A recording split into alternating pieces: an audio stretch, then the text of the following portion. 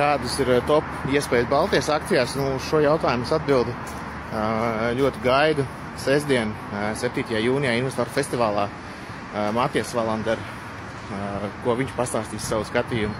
Viņam vienmēr ir atlasītas dažas akcijas, protams, arī jāatceras, ka nevienam tur analītiķim vēl kaut ko nav 100% viss vienmēr pareizi, bet būs ļoti interesanti redzēt, kur viņš un viņa komanda šobrīd redz tās labākās un interesantākās iespējas. Man kaut kā ir aizdoma, ka viņš atkal varētu pieskārties arī bondu tēmai.